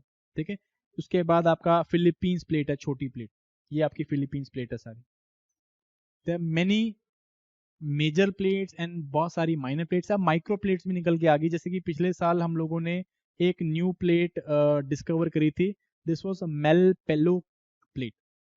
ठीक है, मेलपेलो प्लेट इज समवेयर हियर, इसके बीच में हम लोगों ने डिस्कवर किया, नास्का एंड कोकोस के बीच में यहाँ पे हमने एक प्लेट डिस्कवर करी कि ये यहाँ पे भी एक छोटी सी प्लेट है, कॉल्ड एज मेलपेलो, पिछले साल हमने डिस्कवर करी है। दिस इज इन टोटल अब कितनी होगी, 57th प्लेट है जो हमने डिस्कवर करी। ठीक है, सो इस तरह की मेजर प्लेट्स हैं यहाँ पे, ये हमारा अर्थ जो है सारा इस तरह की मेजर एंड माइक्रो प्लेट्स में डिवाइडेड है, मेजर एंड माइनर प्लेट्स में एंड माइक्रो प्लेट्स में। और ये प्लेट्स कंटिन्यूसली मूव कर रही हैं, either they are moving away from each other और either they are moving towards each other. एक दूसरे के पास आ रही है, एक दूसरे दूर जा रही है, क्या कर रही है, सिंपली एक दूसरे के ऊपर स्लिप कर रही है। ठीक है, ये 3 तरह की मूवमेंट्स आपको देखने को मिल रही है। डाइवर्जेंस मीन्स दूर जाना, कन्वर्जेंस मीन्स पास आना, एंड ट्रांसफॉर्म मीन्स एक दूसरे के ऊपर जस्ट मूव करना, स्लिप करना। लगा पता, अंडरस्टूड, यहां तक पता चला सबको। वेरी वेरी इंपॉर्टेंट है लिथोस्फेरिक, ये प्लेट टेक्टोनिक थ्योरी से बहुत कुछ एक्सप्लेन करने वाले हैं। फॉर इंस्टेंस अर्थक्वेक्स काय को आते हैं, ये हम लोग एक्सप्लेन करेंगे। वोल्केनोज क्यों होते हैं और किस प्रकार के होते हैं, ये हम लोग यहाँ पे एक्सप्लेन करते हैं। ट्रेंचेस कैसे बनती हैं, मिड अटलांटिक जो ओशियनिक ट्रेंचेस होती हैं, ओशियनिक खाइयाँ, वो कैसे बनती हैं। माउंटेन्स कैसे बनते हैं, प्लेट्यूज कैसे बनते हैं, plain, every landform that you see, उसको हम लोग एक्सप्लेन करेंगे इस थ्योरी के साथ, वन वे और अनदर। ठीक है, सो मेक श्योर आपको ये थ्योरी जो है कॉम्प्रिहेंसिवली समझ में आ रही, नहीं आ रही तो हाथ उठा लो, बोलो कि दोबारा बता दूं, हम लोग दोबारा बता लेंगे। ठीक है, आई समझ में, पक्का। इसको घर जाके एक बारी दोबारा देखना, 2-3 बारी देखना, क्योंकि ये नहीं समझ में आएगी, हफ्ता बाद मैं पूछूंगा कुछ नहीं पता चलेगा। मजाक नहीं कर रहा हूँ, ये पिछले बैच के साथ भी हुआ, उससे पिछले बैच के साथ भी हुआ। ट्राई एंड अंडरस्टैंड, इसको 2-3 बार पढ़ोगे तब आपको समझ में आएगी कैसे हो रहा है, क्या हो रहा है। ठीक है, convergence, divergence and transform plate boundaries. ठीक है, ट्रांसफॉर्मिंग मींस स्लिपिंग कर रही है एक दूसरे के साथ में। पहले हम बात करते हैं डाइवर्जेंस, इजी टू अंडरस्टैंड है डाइवर्जेंस। कन्वर्जेंस थोड़ा कॉम्प्लेक्स है, बट डाइवर्जेंस वेरी इजी। हास बोल रहा था सी फ्लोर स्प्रेडिंग, तो क्या हो रहा है बेसिकली, सी फ्लोर स्प्रेड हो रहा है, अर्थ न्यू क्रस्ट जो है निकल के आ रहा है एंड पुराने क्रस्ट को साइड कर रहा है। ठीक है, अब प्लेट टेक्टोनिक्स इसको क्या बोलती है, ये कहती है कि दो प्लेट जो हैं वो एक दूसरे से दूर जाती हैं, दो प्लेट्स एक दूसरे से दूर जाती हैं और इसलिए नया क्रस्ट निकल के आता है। हैस उल्टा बोल रहा था, हैस बोल रहा था कि नया क्रस्ट निकल के आ रहा है तो इसलिए प्लेट्स दूर जा रही। एक्चुअल में क्या था, प्लेट्स दूर जा रही थी, तो प्लेट्स दूर जा रही है तो नीचे मेंटल से गैप निकल रहा है और यहाँ से जो हॉट जो एस्टेनोस्फेयर से मोल्टन रॉक्स निकल के आ रही हैं वो स्प्रेड हो रही हैं क्रस्ट के ऊपर। ठीक है कि नहीं, इस तरह से नया क्रस्ट बन रहा है। देखो स्टेप्स में देखो इसको, ये जो है पहले एक सिंगल लैंड मास रहा, ठीक है कि नहीं, मेंटल से क्या चल रहे हैं यहाँ पे, कन्वेक्शन करंट चल रहे हैं, और ये क्या कर रहे हैं, इन्होंने क्या कौन सी फोर्स डेवलप करी, एक दूसरे को दूर जाने वाली फोर्स किस तरह की होती है, it is called as, yes tension आ रही है ना, tensional force, tensional force develop हुई और इस टेंशनल फोर्स से क्या हुआ, यहाँ पे दरारें पड़ गई। ठीक है, इसको हम क्या कहते हैं, this is called as cracking and faulting. दूर जाने लग गया, दरारें पड़ी, क्रैक्स पड़े, फॉल्ट्स पड़े, और जब यहाँ पे दरार निकल गई बाहर तो क्या हुआ, इवेंचुअली नया मैग्मा, ये जो हॉट मोल्टन रॉक्स हैं स्टेनोस्फीयर से वो ऊपर आ गई और यहाँ पे आके स्प्रेड होने लग गई। विद टाइम कॉन्टिनेंट दूर जाते रहे और बीच में गैप बन गया एंड इवेंचुअली क्या हुआ, पानी आ गया एंड यहाँ पे क्या हुआ, धीरे धीरे ओशियंस केम इनटू बीइंग। ठीक है ना, दरार पड़ गई ना, दरार को हम क्या कहते हैं, रिफ्ट कहते हैं, जो geographically it is called as rift.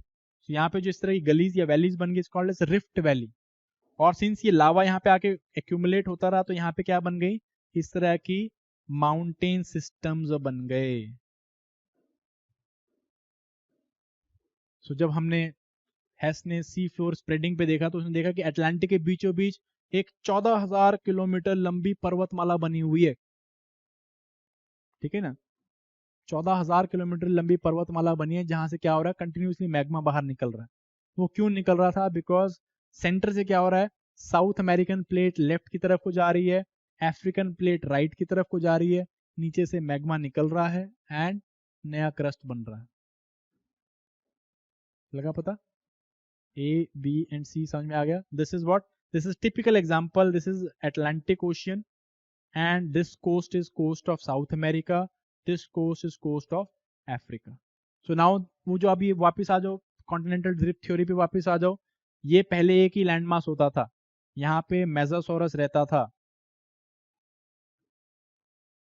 ठीक है कि नहीं, यहाँ पे मेसोसोरस रहता था, एक ही तरह की रॉक्स थी यहाँ पे, बट विद टाइम टूट गया, दूर जाता रहा, ओशियंस आ गए नीचे, एंड ये कब हुआ, जुरासिक टाइम पे, सॉरी आपका पर्मियन टाइम पे, सॉरी आपका दैट पर्मियन टाइम, हाँ पर्मियन टाइम पे स्टार्ट हुआ, जुरासिक टाइम तक आते आते यहाँ पे पानी आ गया, तो तभी हम यहाँ पे मेरीन डिपॉजिट देख रहे हैं, उससे पहले नहीं थे। लगा पता, अंडरस्टूड। डाइवर्जेंस, ये डाइवर्जेंस से क्या हो रहा है, बीच में दरार आ गई है।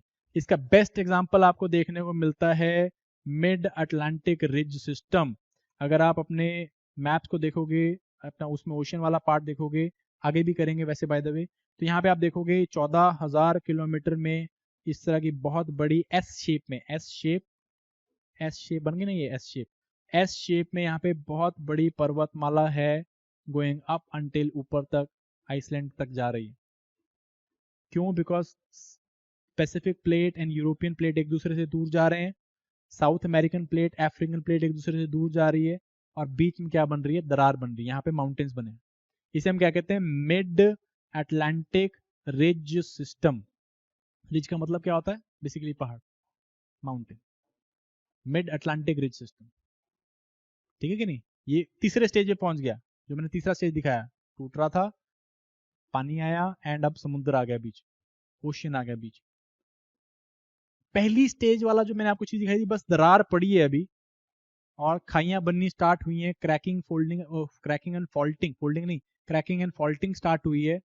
वो वाला स्टेज भी हमको देश में, दुनिया में देखने में मिलता है। ये देखो समवेयर यहाँ पे देख रहे हो ये सारी चीज, ये वाला पोर्शन सारा, this is called as the Great African Rift valley.